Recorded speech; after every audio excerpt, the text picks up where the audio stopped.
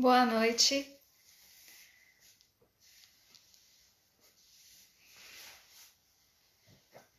Boa noite, João. Bem-vinda. Como vai? Vamos esperar o pessoal entrar.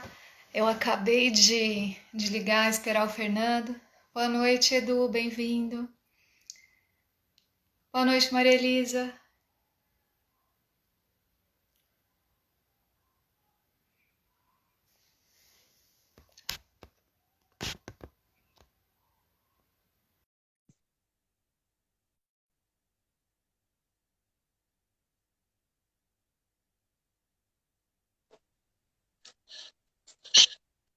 Boa noite, Fê. Boa noite, Angélica, Érica. Boa noite, Carol. Boa noite, pessoal. Tudo bem? Tudo bem com você? Eu coloquei esse fone, eu não me adapto muito bem com ele. Tá boa a minha voz, o som aí, a altura? Está ótimo, para mim está ótimo. Tá, tá perfeito. Estamos ouvindo você bem, não está alto. Boa noite, Aureluz. Bem-vindos. Bem-vindos a todos. Ramon, Marilena, meus pais. É sempre uma grande alegria recebê-los todos. É um pouco diferente essa interação, né, Fê? Porque nós falamos e acabamos não os vendo, mas é muito dinâmico, porque depois temos o encontro com as pessoas, né? E é muito diferente. E hoje a gente vai continuar essa proposta de falar sobre a mediação. Eu convidei o Fê para conversar um pouquinho conosco sobre as compreensões sistêmicas na mediação. Existe um paraquê nisso tudo, que eu sempre falo para ele, né, Fê? O meu encontro com a mediação foi através dele, então eu sempre o lembro disso e sempre trago isso para minha lembrança, porque para mim foi uma mudança extraordinária na minha postura. E eu sempre falo para ele: nós vivemos a mediação no dia a dia e muitas pessoas talvez não tenham tido contato com ela, tal qual eu, que fui apenas conhecer há 2 anos atrás, um ano atrás, né, Fê? Já há um ano, né, Carol? Já há um ano. Então é uma oportunidade que nós temos de conversar sobre o trabalho dele, o trabalho que todos vocês, né, todos desempenham no Sejus, e sobre o caminho dele, esse caminho que ele fez. Ele contou um pouquinho no nosso último encontro, e agora a gente vai chegar no caminho entre a mediação e a compreensão sistêmica, a constelação familiar. Então, eu vou passar a voz para o Fernando, pode ficar à vontade, e bem-vindo mais uma vez. Obrigado, Carol. Mais uma semana se passou, como eu disse, muito rapidamente, né? A gente aí com a implantação das audiências virtuais, acabamos vendo assim o tempo voar. A gente quase nem tem tempo para conversar, né? Mas o pouquinho que eu falei sobre a mediação é pouquinho mesmo, porque a paixão pela mediação é muito grande, né? São 15 anos aí de estrada. E hoje, até retornando um pouquinho, né, ao que a gente falou no último encontro, que é tão rápido, uma hora passa tão rápida, e não dá para a gente, né, se aprofundar muito nas questões que a gente gostaria de falar. Mas de qualquer forma, hoje a gente vai tentar falar um pouco sobre as ordens do amor, né? Antes, depois que eu contar um pouquinho da minha conexão, né? Entre mediação e constelação. E justamente, como você falou da vez passada, eu adoro fazer uma meditação, né? Principalmente no início dos nossos encontros. né? E eu sempre assim, quando tem um encontro, a meditação ela me vem sempre na noite anterior. Quando eu deito e se vem aquela meditação, é o que eu tenho que fazer, né? Se não vem, normalmente, aí eu peço ajuda aos universitários, como fiz a semana passada. Mas me veio essa meditação, né, do livro do Bert, que ele fala sobre o nosso lugar, o nosso espaço, né, o lugar certo que a gente tem que estar no momento certo. E aí eu gostaria de compartilhar com vocês e convido vocês a participarem dessa mediação junto comigo, com a Carol e todos que estão aí. Meu querido mestre Manuel Mozart acabou de entrar. Gratidão, Manuel. Então, vamos lá, Carol, podemos começar? Claro. Então, convido Eu todo. ouvi a música bem baixinho. Se Você quiser está aumentar um ouvindo? pouco o Tá. som, bem baixinho.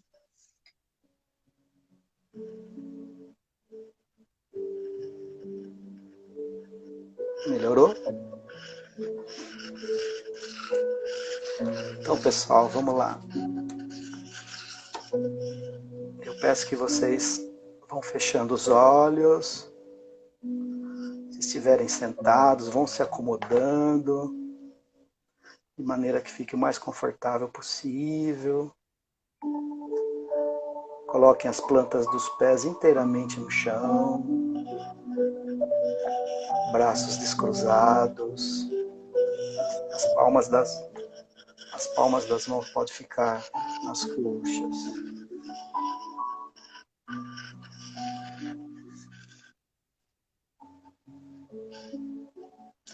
E agora vamos prestar atenção à nossa respiração, sentindo o ar entrando e sentindo o ar saindo.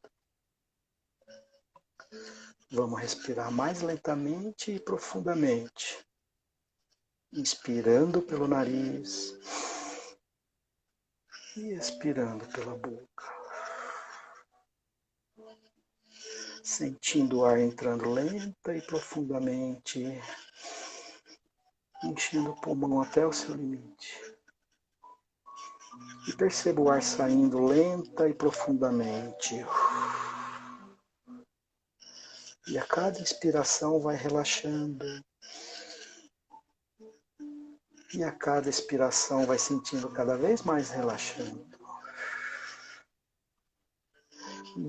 Isso, mais uma vez.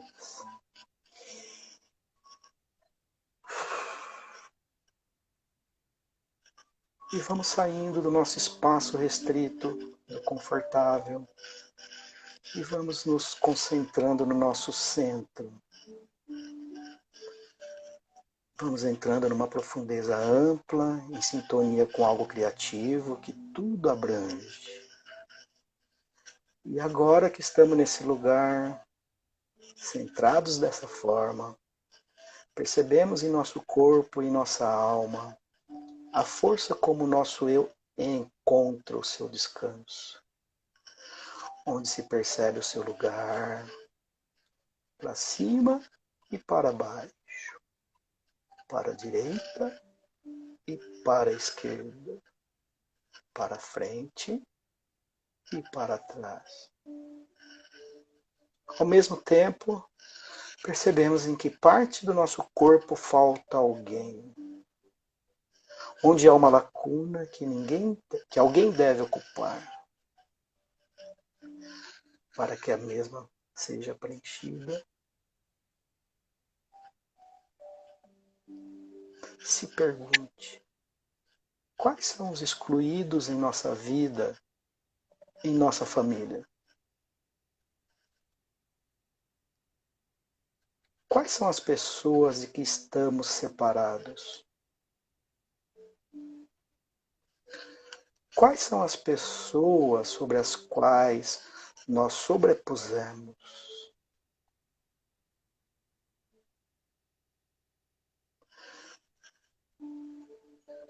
Quais são as pessoas que nós nos submetemos sem tomar diante delas o lugar que nos cabe?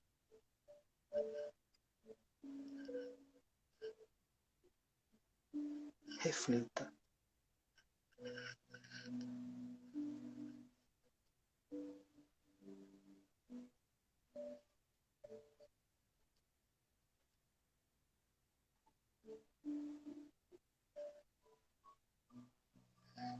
E agora então, damos as mãos serenamente, olhamos nos olhos e dizemos a nós mesmos e a elas: sim, sim, sim.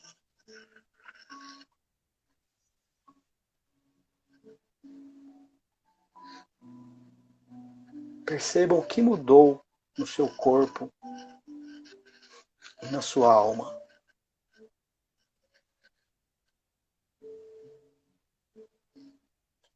O que se tornou mais leve?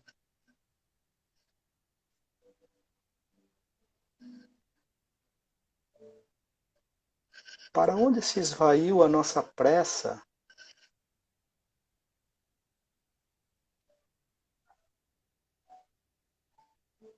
Qual é o sentimento de bem-estar que temos no lugar?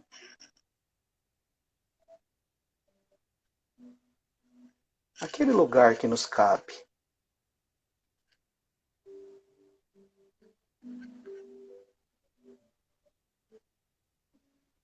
Reflita. O que se curou em nós?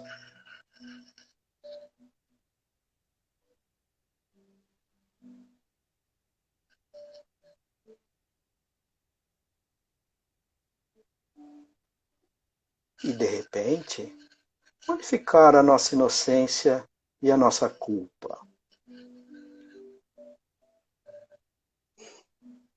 Elas ainda importam?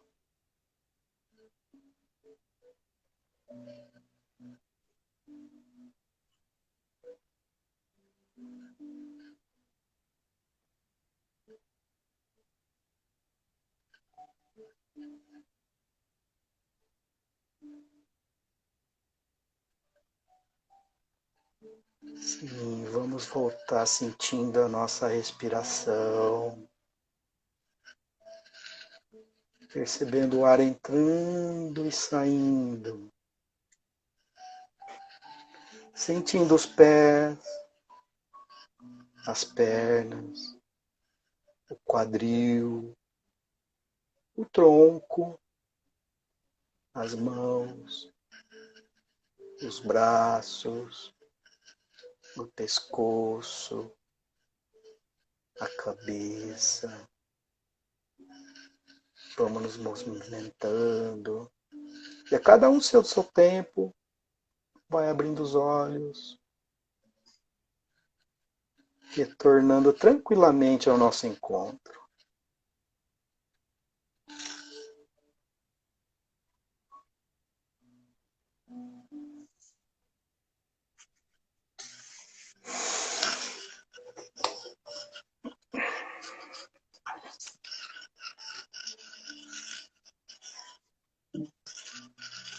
Tudo bem? Essa meditação me lembrou de algo que eu gostaria de compartilhar rapidamente. Quando a gente traz esse olhar, né, daquele que não está lá, daquele que não foi visto, e nós vemos, a gente se sintoniza, né? É uma sintonia com o que é, como é. E esse sim, ele é essa sintonia com aquilo que é bom para nós e também para os outros.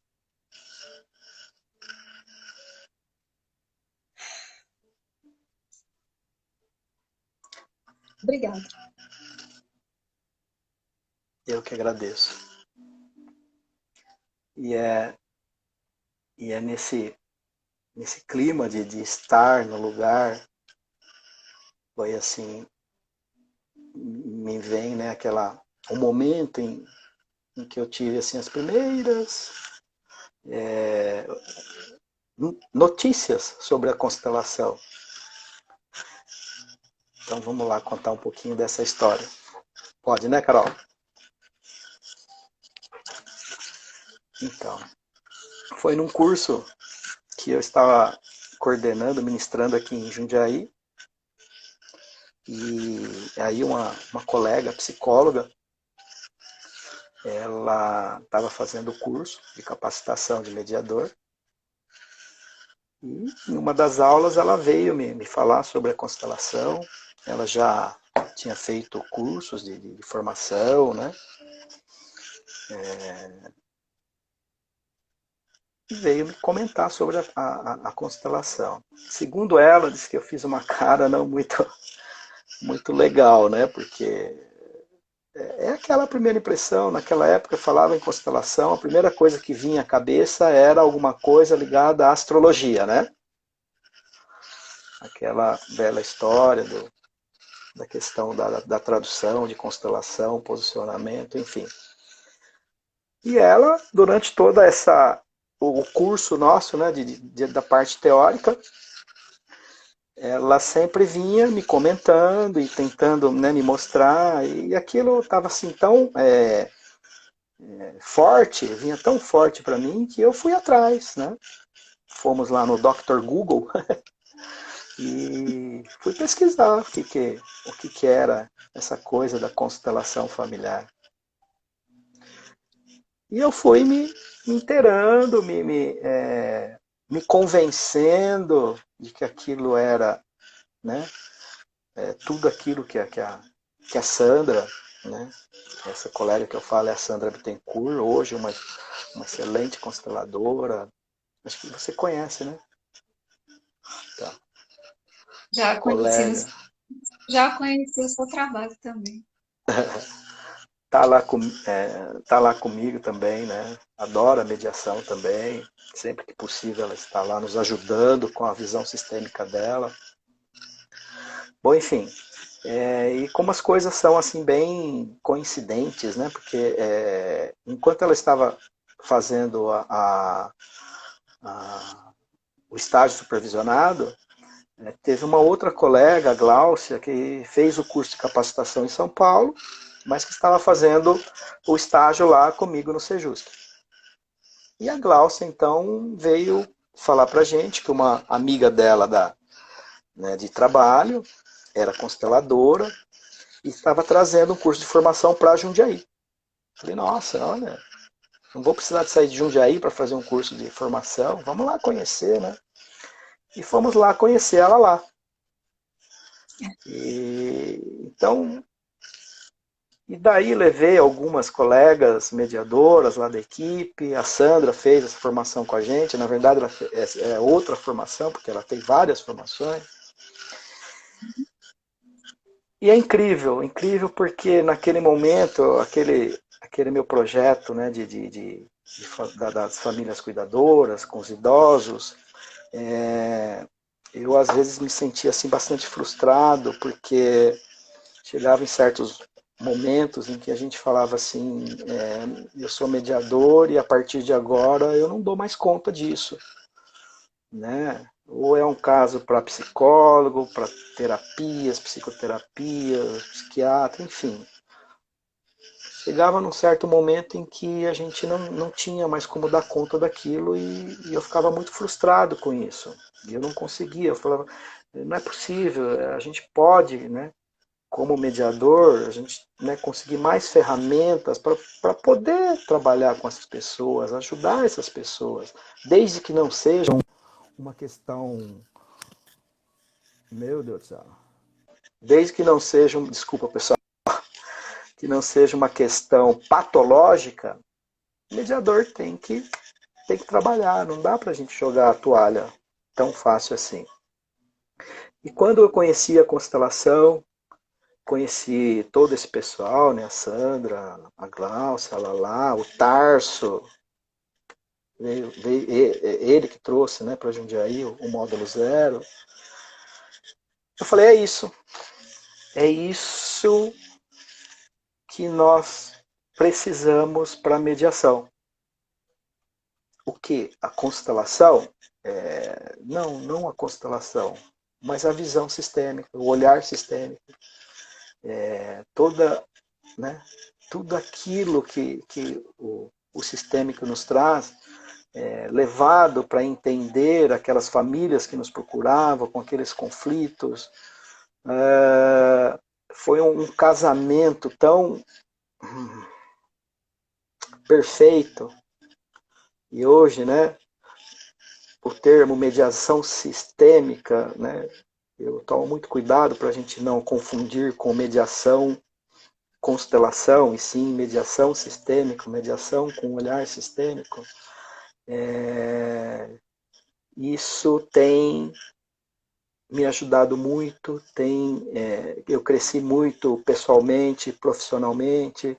As minhas mediadoras que estão aqui nos ouvindo não me deixam mentir sozinho, né?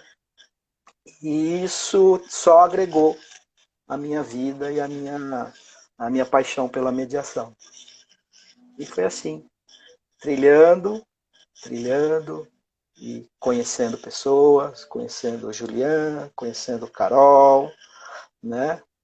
E professores maravilhosos do Imensa Vida. Meu mestre está aqui, o nosso querido Mozart, lá de BH, né? E o desejo é esse, Carol. Continuar compartilhando com as pessoas aquilo que a gente aprendeu, e o pouquinho que a gente puder falar, e o pouquinho que a gente fala, puder ajudar alguém, eu já estou muito satisfeito. Bom, você já tem anos de experiências, né, Fê? De experiência com a mediação e também já uma grande bagagem aí com a constelação familiar. Agora, eu sinto um enorme cuidado, né, quando a gente vai colocar a mediação e a compreensão sistêmica da mediação e a constelação familiar. Até conversávamos sobre isso antes. Quando eu estou mediador, eu estou mediador. Então, para eu ter a compreensão sistêmica da mediação, eu preciso ter feito um curso de constelação familiar? Ou eu preciso me valer da constelação familiar numa sessão de mediação? Como que é isso?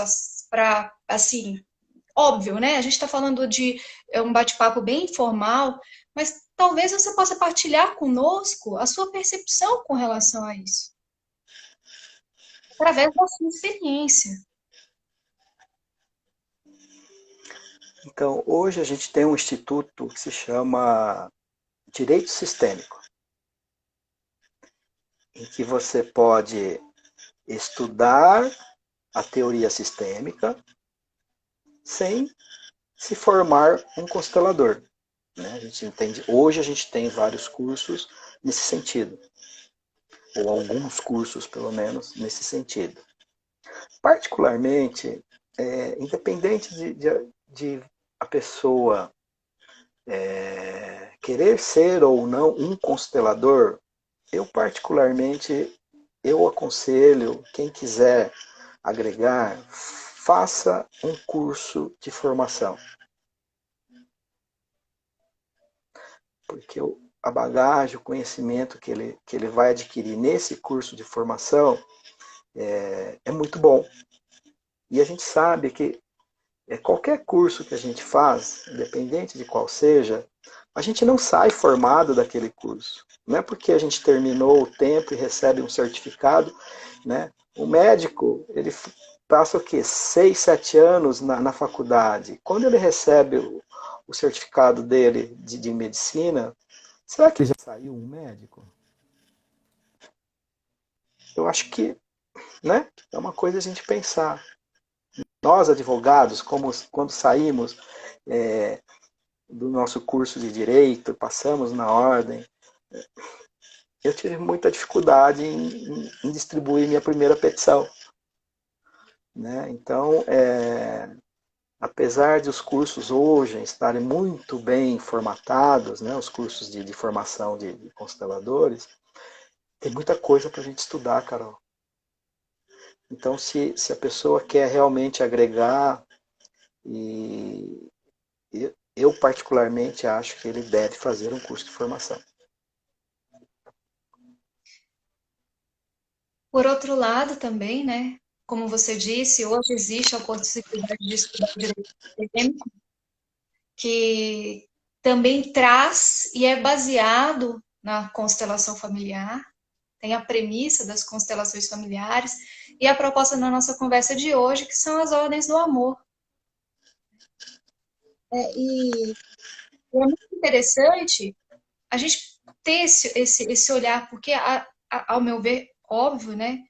Se um curso é uma enorme possibilidade. E ele vai ajustando o seu olhar e a sua postura interna. Né? Porque a mediação, você está como mediador no seu lugar. No seu lugar. E olhar para o outro no lugar dele. Né? E eu até trouxe para você mais cedo e falei, eu acho lindo, porque a primeira premissa, né, das ordens do amor, a primeira premissa de tudo é pertencer. Na mediação a gente olha, está lá, as partes vêm para a mediação e a gente olha para elas e tem este movimento, eu vejo você e você faz parte. E óbvio, né, que existe muito, muito além e por trás disso tudo, mas essas compreensões podem auxiliar, né, a nossa postura interna, na nossa postura interna como mediador. Olha que coisa importante que você coloca para a gente. As partes chegam, e se elas sentem essa coisa do mediador, eu te vejo, né? Você faz parte desse processo.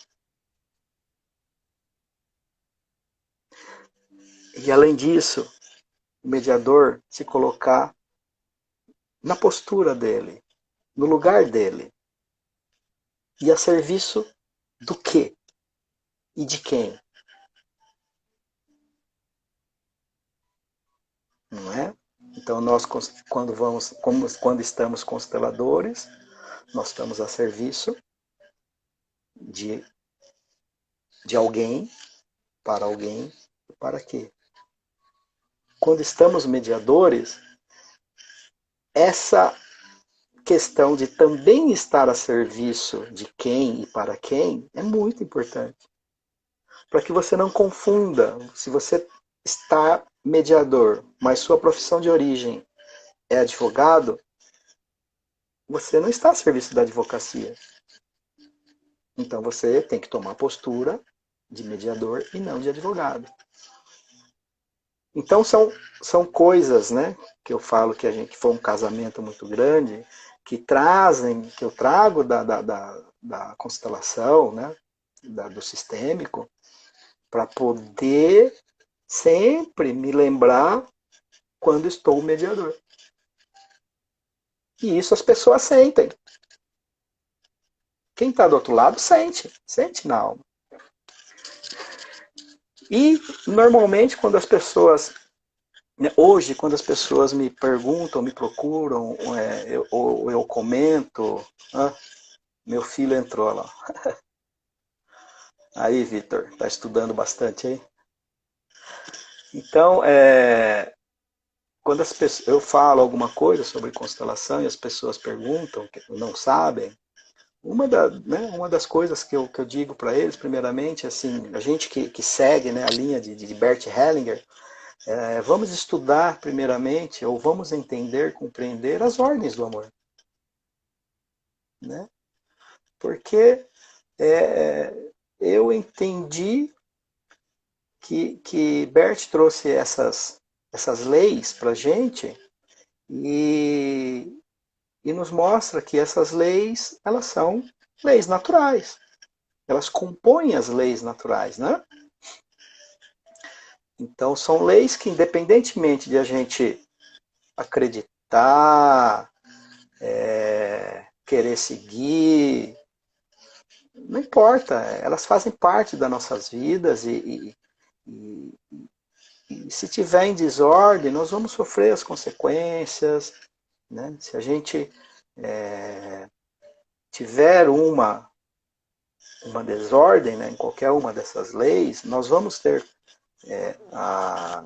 alguém da nossa geração, ou próximas gerações, vão sofrer essas consequências. Nós vamos ter os nossos emaranhados, né? E eu acredito que a gente já pode entrar, eu já vou entrando nas ordens do amor, porque como o tempo é bem corrido, a gente talvez não consiga falar sobre todas elas. Né? E eu explico depois por quê. Como a Carol disse, a gente vai falar primeiramente da lei do pertencimento, né, Carol? Isso mesmo. E o que... Explorar ela nessa compreensão na mediação. Porque é essa a primeira questão que eu trago, né? Quando a gente faz parte. E como a gente se comporta quando a gente faz parte? A gente é empoderado para fazer parte também, né? É visto? E quando o Bert traz para a gente, né, em que essa lei do pertencimento, todos nós, cada um de nós, tem o direito de pertencer ao nosso sistema, isso é muito profundo. Isso gera na nossa alma, né?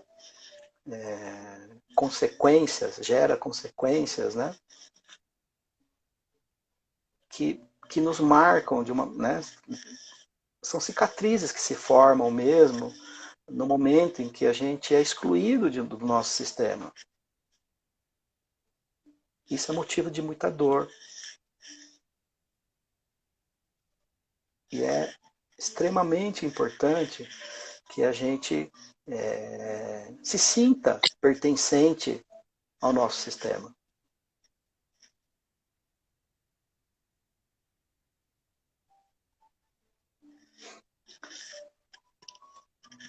E é interessante como quando eu estava pensando, né, sobre falar sobre as ordens do amor e veio essa lei do pertencimento, uma coisa que até já tem algumas experiências, né, com casos, com amigos, que é em relação à adoção. Você tem assim uma ideia, Carol, dessa ligação entre o que vem para você quando eu falo que a adoção ela tem uma... Quando eu falo em adoção, ou quando eu falo sobre a lei do pertencimento, isso me vem alguma coisa sobre adoção. O que te vem? O que você consegue se conectar com isso?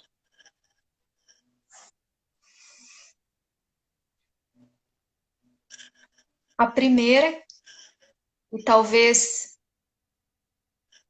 a mais distante e controvertida de todos, são os pais biológicos.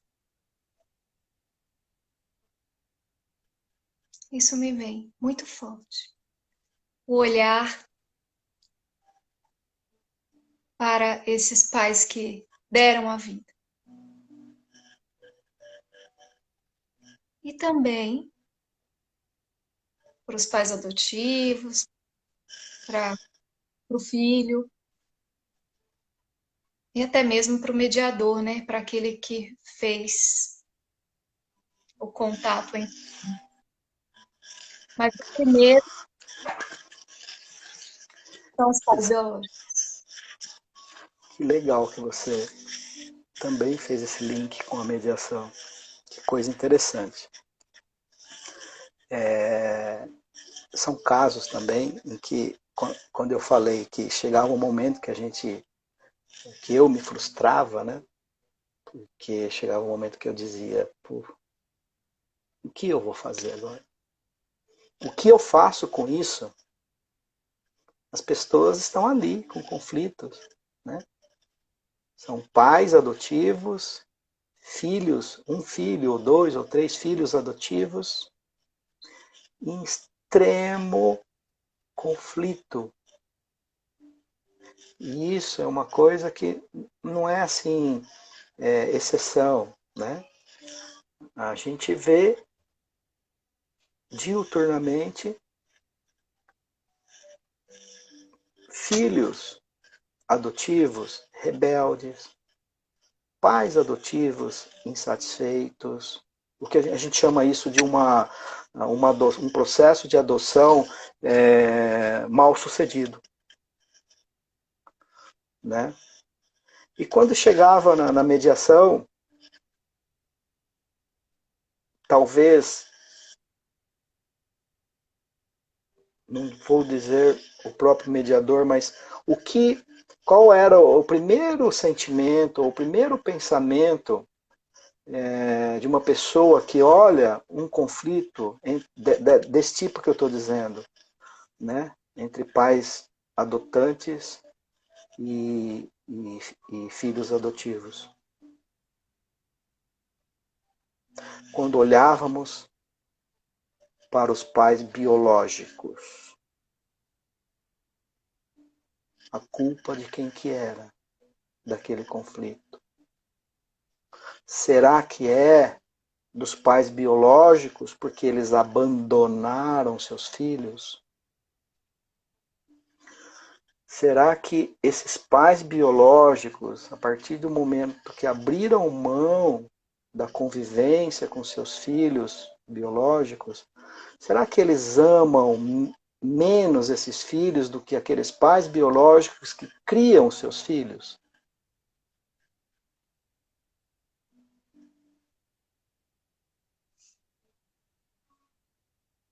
Se a gente refletir sobre isso, são os pais biológicos que abriram mão dos seus filhos naturais. São eles o culpado? Quais os motivos que esses pais biológicos, por quais motivos eles abriram mão de criar esses filhos?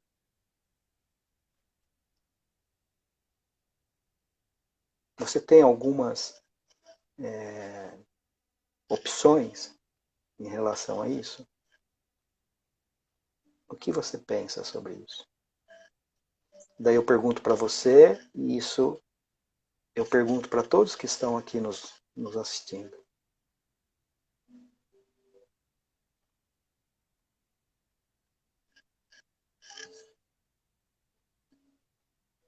Essa é uma questão muito delicada.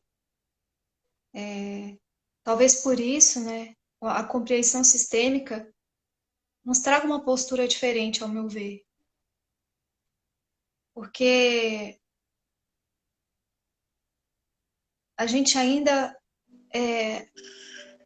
a gente procura o responsável e às vezes o responsável está ausente. E não só ausente, ele pode estar excluído.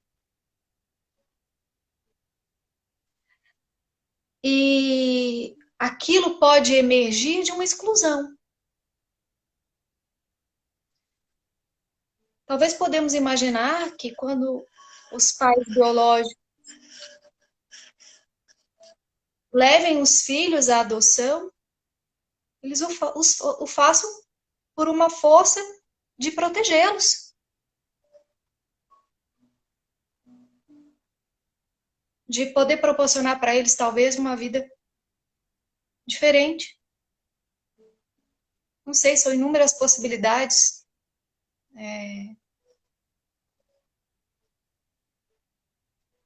E eu vejo muito essa força de proteção, de proporcionar algo diferente e uma forma também de amar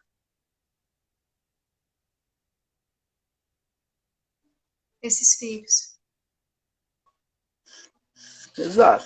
O que eu observo, Carol, é que, independentemente do motivo pelo qual esses pais biológicos abriram mão dos seus filhos, existe muito amor. Né? Então, quando a gente fala assim, vamos olhar para os pais biológicos, para que a gente depois entenda qual a postura dos pais adotivos, qual a postura que eles devem tomar e as consequências que vão trazer. Mas esses pais biológicos, a gente percebe que nas entregas, né, dos filhos para adoção, são vários motivos. A mãe pode entregar o filho porque ela não tem condição de criar o filho. Então, por amor a esse filho, para que ele possa ter uma oportunidade que ela não teve, ela entrega o filho, porque ela sabe que a sorte dele com uma outra família vai ser muito melhor do que estar com ela. Né? Qual outro motivo que pode ser? Pode ser que essa mãe, esse pai, eles têm problemas com drogas, né? Com algum tipo de vício, que eles não vão conseguir dar conta. Né? Aí vem a questão financeira, não tem condição de criar esse filho. Então existem vários motivos pelos quais esses pais biológicos entregam esses filhos. E daí a gente parte para uma análise, né,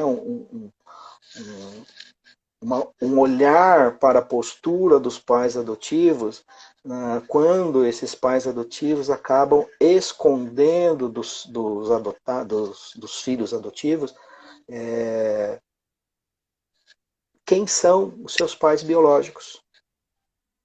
O que gera o simples fato de esconder quem são, ou primeiro, esconder que o filho é adotivo, que é adotado, que o filho é adotado. Então, a criança, ela, de uma forma ou de outra, a criança, o adotado, né? De uma forma ou de outra, Bert fala que lá dentro da alma dela, ela sabe que ela não pertence àquele sistema. Independente do pai adotivo falar ou não, o adotado ele sabe.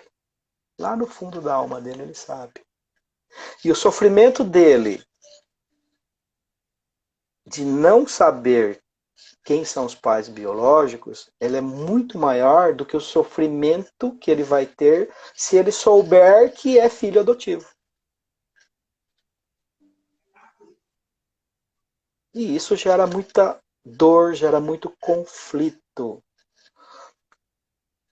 Quando a gente olha para essa questão, o que esses pais adotivos estão fazendo com os pais biológicos? Você disse agora há pouco. Excluindo. Eles excluíram. Eles excluíram os pais biológicos do sistema daquela pessoa adotada.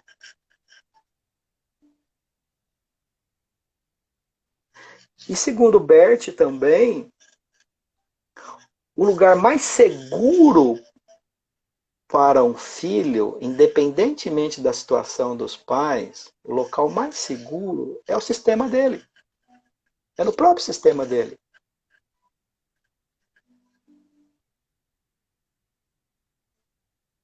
Entende?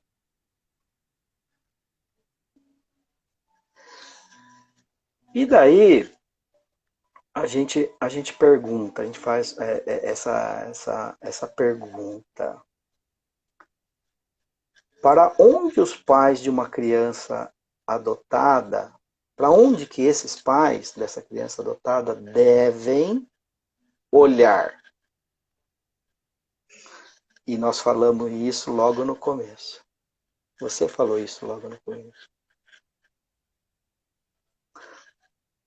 Ou nós conversamos antes? Não sei. Não lembro, eu também não lembro. Esses pais que adotam uma criança ou uma pessoa, para onde elas devem olhar? Porque quando e como e por que alguém ou adota uma outra pessoa? Que essa pessoa pode ser a gente fala às vezes criança, né? Mas é o filho adotivo, né? Porque pode ser criança, ou pode ser adolescente, ou um próprio adulto, né? Tem casos de adoção também. Quais os motivos pelo qual ele adota? Será que quando um casal, a mulher tem um aborto, e aí o casal resolve adotar um filho, para onde será que eles estão olhando? Eles estão olhando para a criança que eles estão adotando? Ou eles estão olhando pela necessidade de se substituir o filho abortado?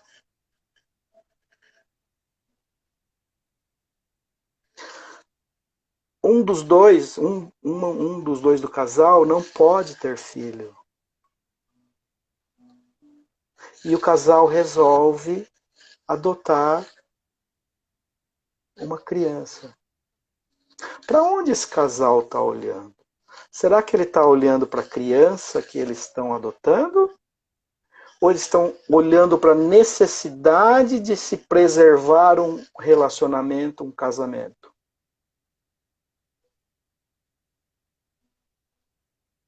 Né? Então, essa é a minha pergunta. Para onde que esses pais devem olhar? E quando eles deixam de olhar para os filhos, o que que acontece? O natural seria o quê? Os pais cuidarem dos filhos. Quando existe essas inversões, o filho adotivo, ele passa a ter que olhar para os pais. Né? Porque, na verdade, ele está ali para suprir uma necessidade dos pais.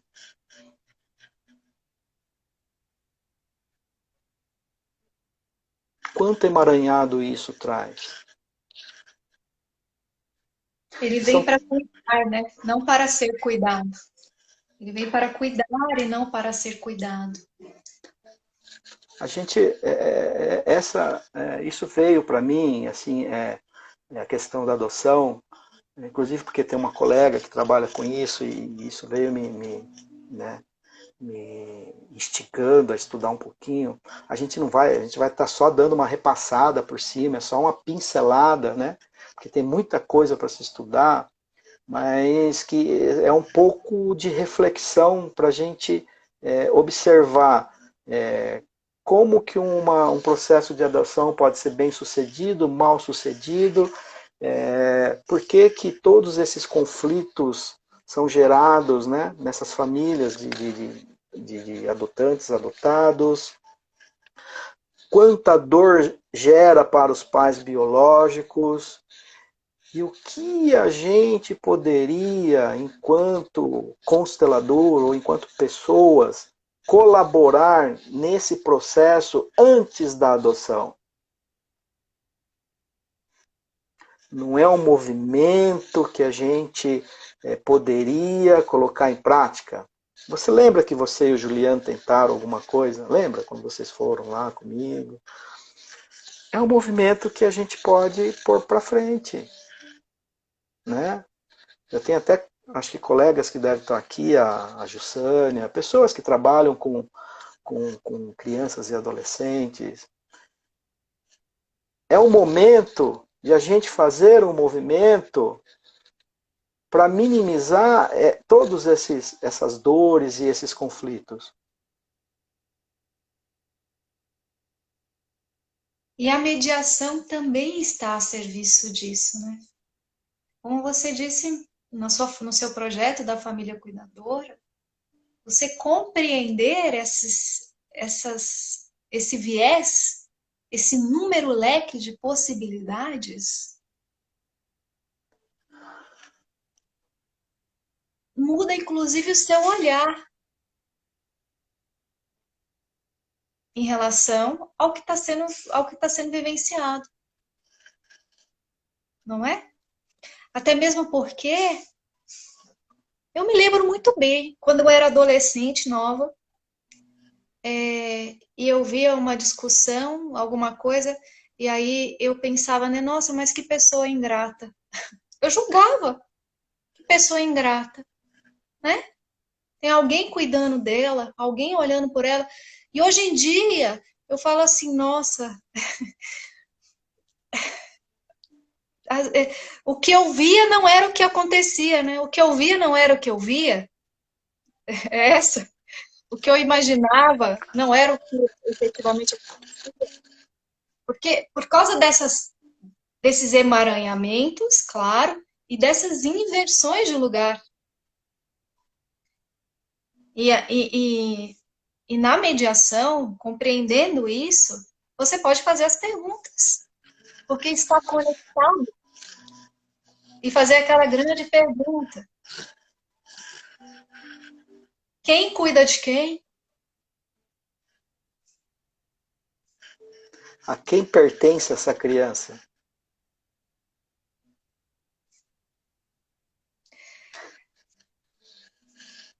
O que você esperava com este movimento? Exatamente. É essa bagagem sistêmica que a gente, como mediador, pode levar esse olhar sistêmico para a mediação e colaborar com essas pessoas. Com uma observação extremamente importante, que aí é tema para uma outra live. Nós não podemos esquecer que de tudo isso que a gente falou, de toda a boa vontade nossa, de toda essa nossa dedicação, nós não podemos deixar de lado as ordens da ajuda. Porque senão também a gente não vai estar ajudando. Eu não posso, de maneira alguma, querer mudar o destino de ninguém. Não é? Eu não posso dar a ela algo que ela não queira. Enfim, é um estudo, né, muito profundo. Por isso que eu me apaixonei também pela constelação e principalmente pela constelação que o Bertin trouxe, né? Porque a gente também, eu não conheço, mas eu também sei de constelações de outras linhas, outras escolas, mas eu me apaixonei pela do Bertin e isso me tem instigado a estudar cada vez mais. Né? E são pessoas como você que me instigam mais ainda a estudar. E talvez por isso, Fê, que eu acho tão bonito a oportunidade que nós temos de ouvir. Porque ao ouvir, a gente também respeita as ordens da ajuda. E ao perguntar, talvez com muita sutileza, a resposta quem vai dar é a pessoa, através da responsabilidade dela. E isso pode fazer com que uma força surja.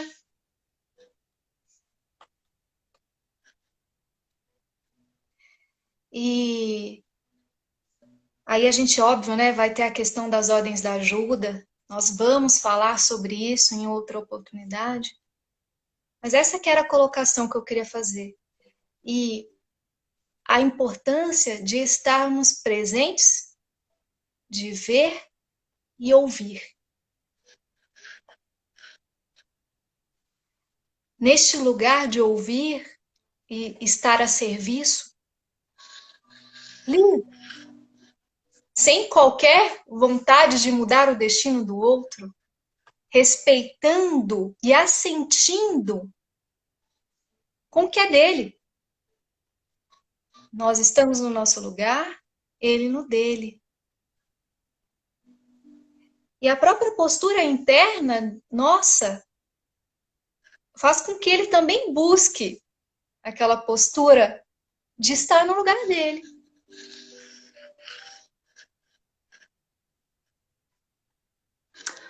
São os movimentos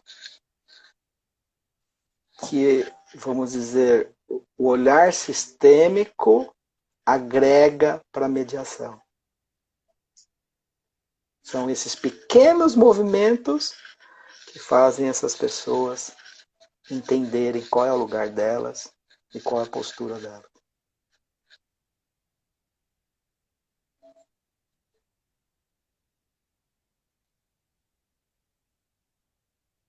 E a gente acabou até saindo um pouco do foco, né? Acabamos não falando praticamente nada sobre as ordens do amor, mas é que isso, né? E você sabe disso, essa questão da adoção tem me tocado de uma tal forma que eu me comprometi a estudar isso e ajudar e entrar para um grupo que tem aqui em Jundiaí e trabalhar isso dentro, né, do que me for possível e, enfim, dentro das ordens da ajuda também, respeitando as ordens da ajuda. É que de uma forma ou de outra, né, o importante talvez eu traga aqui, como exemplos, a gente se conecta. Então a gente trouxe um exemplo, este exemplo da adoção, são inúmeras possibilidades, cada caso é um caso, a gente sabe que na fenomenologia, o que vai emergir são as inúmeras possibilidades. Por outro lado, com o exemplo, né, a gente sabendo quem, a gente percebendo, olha, quem faz parte disso, né? Às vezes a gente entra para fazer uma mediação, as partes se sentam, uma olha para o outro, um lado, outra olha para o outro. Aí você fala, não se veem, né? Não. E aí você já pode, logo pensa, instintivo, né? O que é que eles não querem ver nisso daí? Como que eu vou fazer a ponte? E você estuda, óbvio, né? A gente vai saber sobre o pertencimento, mas a palavra pertencimento ela é básica.